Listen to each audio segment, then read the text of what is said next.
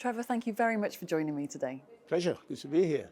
And just tell me, how do you feel about the direction the global economy is going in 2026? Well, I think that after a difficult start to the year, after expectations that we'd have tariffs leading to perhaps potentially even a global recession, we have to say that we've got away with it. That I feel that the growth of the economy this year is pretty good, and I think that it's likely to continue into next year as well. How do you think it will impact derivatives, and what should quants be looking out for?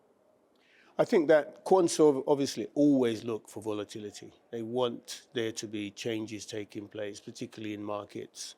And I think we're going to get that. There's so much activity taking place. There's so much risk out there from the financial markets themselves, from economics to geopolitics. I think that in this environment, taking bets, managing money, hedging risks, which firms have to do, growth in aging populations around the world means there's a huge increase in the amount of money that is being saved, that's going into financial institutions, that has to find an investment vehicle somewhere to give return to those savers who want an income at the end of the period that they have invested the money for.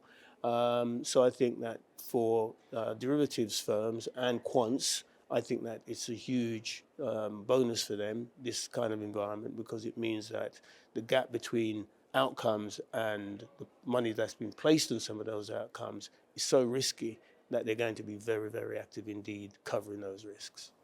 And as more AI techniques and methodologies are being adopted, how should quants use AI sensibly? Well, I'm always very wary of the broad phrase, AI. Artificial intelligence, it's not really it's not artificial in the sense that it thinks on its own volition. It is programmed in various ways. So you have to get the right program that suits your business. And I think what this aspect of technological change does do is to allow us to use tools which enable us to do risk assessment much more quickly, to trade in milliseconds rather than seconds. And if they're programmed properly, they'll even assess the entire portfolio in that millisecond and do what its program tells it to do, which is to look for gaps and opportunities. So I think that we can use the technological tool which is available to us to be able to do things smarter, quicker. But at the end of it, there has to be a human. So it has to be assessed and it has to be constantly evaluated to ensure that the program is working as it should be.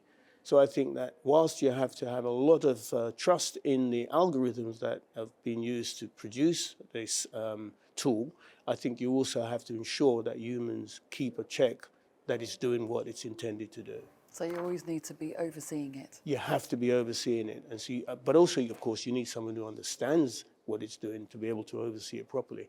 So in other words, there'll still be room for humans to get involved in this process.